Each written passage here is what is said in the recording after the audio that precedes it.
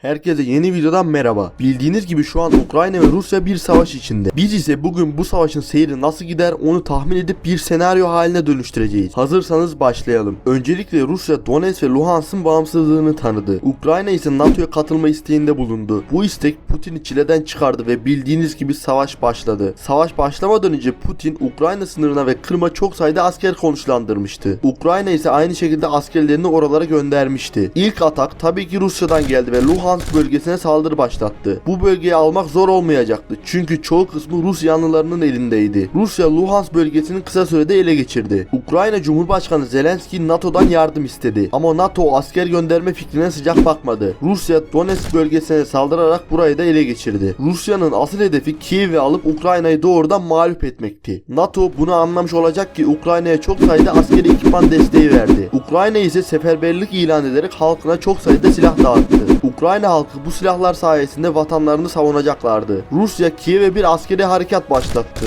Bu harekatla beraber Rusya Kiev'e çok yaklaştı. Rusya ile Ukrayna burada yoğun bir mücadele veriyordu. Ama Rusya'nın tanklarının yakıtları bitince Rusya'nın ilerlemesi durdu. Rusya tanklarına yakıt sağlamak için tırlarla yakıt konvoyunu Kiev'e doğru yola çıkardı. Ukrayna ise Türkiye'den aldığı SİHA'lar ile bu konvoyu vurarak yok etti. Bu sayede Rus tankları yakıtsız kaldı ve Rusya'nın ilerlemesi bir müddet durdu. Kırım tarafına baktığımızda ise Rusya buraya uçaklarını ve tanklarını getirmişti. Kırım sınırındaki uçaklar ile Ukrayna'ya vuran Rusya'nın 3 adet uçağı düştü. Rusya bu duruma çok şaşırdı. Ukrayna'ya birileri hava savunma sistemi vermişti. Hava savunma sistemini veren ülke tabii ki Amerika'ydı. Rusya bu duruma sinirlenerek NATO'nun Ukrayna'ya yardım etmemesini, aksi halde Avrupa'ya akan gazı keseceğini söyledi. Aslında bu karar Rusya ekonomisine büyük bir zarar verirdi. Rusya ise her şeyi çoktan göze almıştı. Avrupa Birliği acil bir toplantı yaparak Rusya'ya yaptırım uygulama kararı aldı. Amerika da aynı şekilde Rusya'ya yaptırım uyguladı. Türkiye ise Rusya'ya gıda satarak buradan para kazandığı için ve Rusya ile Ukrayna arasında birilerinin aracı olması gerektiğini düşündüğü için yaptırım uygulamadı. Rusya Kırım üzerinden Novakhovka'ya saldırıya geçti. Bu saldırıda Rusya buranın yarısını ele geçirdi. Rusya sonunda bekleneni yaptı ve Avrupa'ya akan gazı tamamen kesti. Rusya'nın ekonomisi artık resmen batmıştı. NATO ise bir karar verip Ukrayna'ya askeri destek yardımı yaptı. Rusya bunun bir savaş sebebi olduğunu söylese de NATO yardımlarını hızlandırdı. Rusya'nın ekonomisi zaten çökmüştü. Bir de NATO ile kendi başına mücadele edemezdi. NATO ise bir açıklama yaparak askeri yardımın tamamen Ukrayna'yı savunma amaçlı olduğunu söyledi. Bu sırada Fransız askerleri Ukrayna'ya gelmişti. Fransız askerleri hızlı bir şekilde Kiev'e doğru yola çıktı. Belli bir vakit sonra Kiev'e ulaştılar. Burada Rus birlikleriyle çarpışan Fransız ordusu NATO hava kuvvetlerinin gelmesiyle Rus birliklerini yendi. Bunu gören Rusya bölgeye S-400 gönderdi ve 4 adet NATO uçağını ve 1 adet helikopteri düşürdü. Türkiye batıdan gelen ısrarlarla birlikte Rusya'ya yaptırım uyguladı. Bu savaşa hiçbir NATO ülkesi doğrudan katılmamıştı. NATO Ukrayna'ya yardım amaçlı birlikler göndermişti. Rusya'nın Akdeniz'deki donanması Karadeniz'e doğru yola çıktı. Yolda İtalya ve Fransa gemileriyle karşılaşan Rus donanması düşman gemilerinin çoğunu batırdı. Çanakkale Boğazı'na yaklaşan Rus donanması Türkiye'nin boğazları kapatması üzerine Ege Denizi'nde dolanmaya başladı. Rus gemilerinin bir şey yapacağını sezen Türk gemileri Ege Denizi'ne doğru yola çıktı. Bu esnada Rus savaş gemileri Yunanistan'ı vurmaya başladı. Yunan gemileri de Ege Denizi'ne çıkınca Yunan ve Türk savaş gemileri birleşerek Rus gemilerine karşı savaşmaya başladı. Türk savaş uçakları da bölgeye gelince Rus gemilerinin çoğu battı, çoğu ise teslim oldu. Türkiye'nin Rusya'ya yaptırım uygulaması üzerine Türkiye'nin elinde çok sayıda gıda kalmıştı. Bu gıdalar ise Avrupa'ya satıldı. NATO birlikleri yavaş yavaş Macaristan'da toplanmaya başladı. Burada dev bir ordu kuruldu ve Ukrayna'ya doğru yola çıktı. Bu ordunun yarısı Kırım'a, yarısı ise Kiev'e gitti. Kırım'a giden ordu Rus ordusuyla çarpışmaya başladı. NATO ordusu Rus ordusunu püskürtmeyi başardı ve Rusya'nın işgal ettiği yerleri geri aldı. NATO savaş gemilerinin Karadeniz'e gelmesiyle beraber Kırım hem havadan hem karadan hem denizden vurulmaya başladı. Kısa bir süre sonra Kırım'ın tamamen kontrol altına alındı. Rus savaş gemileri ise hemen Karadeniz'e çıktı ve NATO gemileriyle savaşmaya başladı.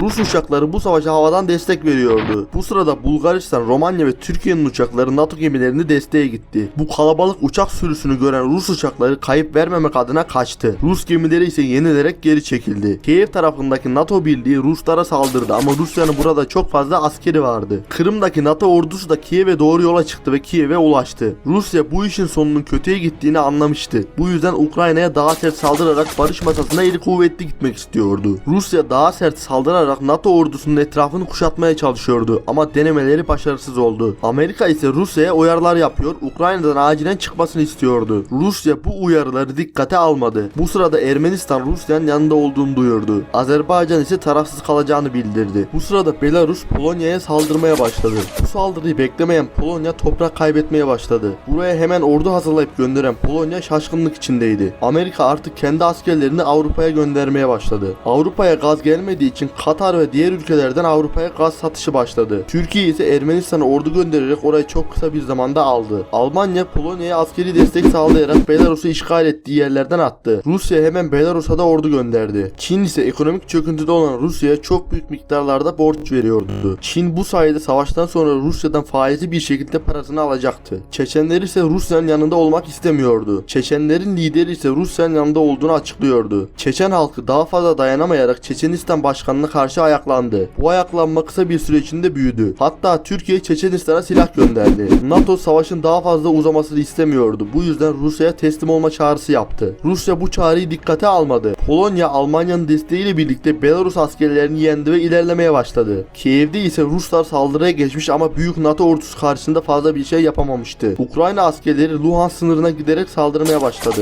Buradaki Rus birlikler Ukrayna askerlerini püskürttü. Ukrayna'nın Kanatop kentinde Ukrayna vatandaşları Rus tanklarına sokak aralarında pusu atarak molotofla yakıyorlardı. Bu yüzden Rusya'nın Kiev'e olan desteği azaldı. Rus uçakları kalkarak NATO birliklerini vurmak istedi. Ama bölgede çok sayıda hava savunma sistemi vardı. Aslında Türkiye bu savaştan çok kar elde ediyordu. Türkiye dünyadaki ülkeleri kendi yaptığı silahlardan çok sayıda satmaya başladı. Bu durum Türkiye ekonomisine çok katkı yaptı. Rusya Ukrayna'ya bir çağrıda bulunarak barış isteklerini belirtti. İstekler şu şekildeydi. Ukrayna Kırım'ı Rus toprağı olarak tanıyacak, Donetsk ve Luhansk'ı bağımsız devlet olarak tanıyacak, Ukrayna askersizleştirilecek. Ukrayna bunu kesin bir şekilde reddetti. NATO güçleri hızlı bir şekilde saldırarak Rusya'yı Kiev'den attı. Polonya ise Belarus'un topraklarının yarısına kadar ele geçirdi. NATO ordusu Luhansk ve Donetsk'e giderek buradaki Ukrayna ordusu ile birleşti. NATO ordusu Rus ordusunu buralardan attı. Rusların kaçarken bıraktığı S-400'e Amerika inceleme yapmak üzere el koydu. Bunun üzerinde Ruslar kendi topraklarından bir şey kaybetmemek adına barış istedi. Çünkü eğer barış istemezlerse Amerika ve NATO Rusya'nın tamamını ele geçirecekti. NATO zaten bu savaşa Rusya'yı işgal etmek için girmedi. Bu yüzden barış yapılmak üzere masaya oturuldu. NATO'nun şartları şöyleydi. Luhansk ve Donetsk Ukrayna'ya bağlı kalacak. Buradaki Rus halkı Rusya'ya gönderilecek. Rusya Ukrayna'ya tazminat ödeyecek. Avrupa'ya kesilen gaz yeniden akacak ama fiyatlarda indirim olacak. Bir diğer madde ise Çeçenler kendi başkanlarını yeniden seçeceklerdi. Ermenistan ise silahsızlandırılacak. Türkiye Ermenistan topraklarından çıkacak. Belarus Polonya'ya tazminat ödeyecek.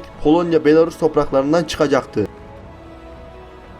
Rusya bu anlaşmayı mecburi bir şekilde kabul etti. Hepiniz buraya kadar izlediğiniz için teşekkür ederim. Savaş tüm dünya için kötü bir şeydir. Umarım bunların hiçbiri yaşanmadan bu savaş kısa bir süre içinde biter. Bir dahaki videoda görüşmek üzere. Hoşça kalın.